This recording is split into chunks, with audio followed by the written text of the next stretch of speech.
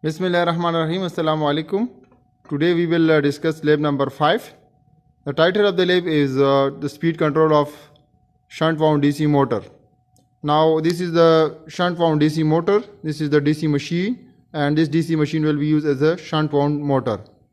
And this is the controller part.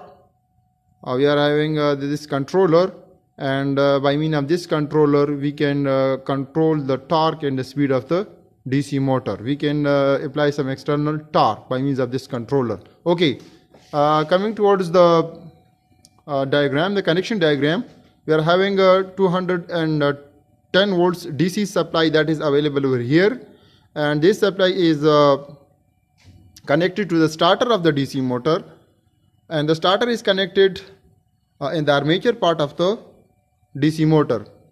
Initially, when we are starting the DC motor, usually the resistance of the circuit is somehow very less, and the inrush current is very high.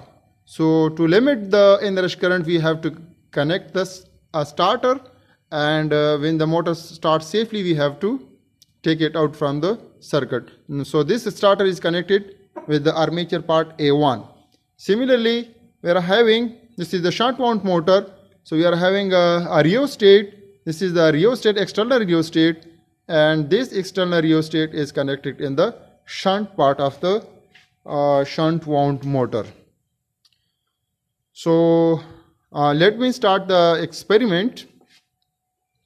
Here we are having similarly we are having an ampere meter.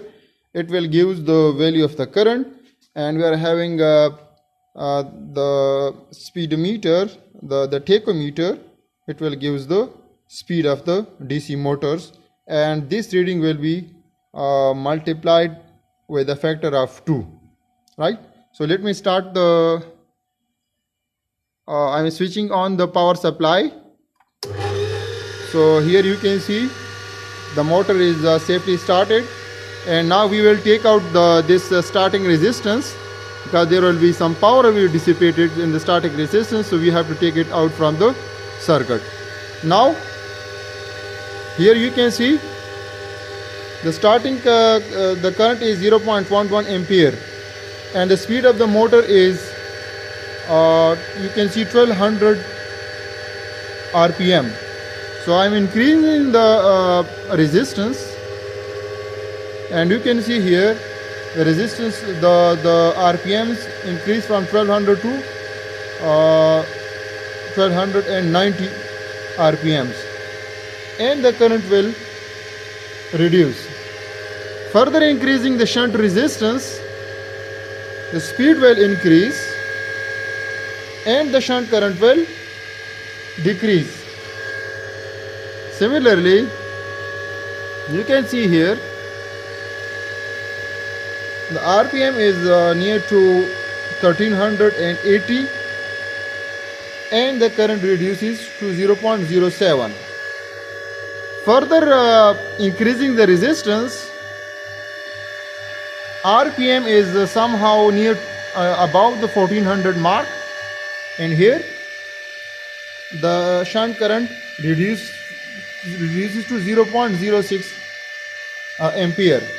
So when the shunt current decreases, shunt current is directly proportional, or the magnetic flux or the magnetic field is directly proportional to the shunt current.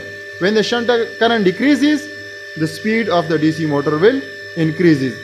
So here how we can increase the speed of the DC motor by increasing the shunt resistance and decreasing the strength of the magnetic field. Thank you.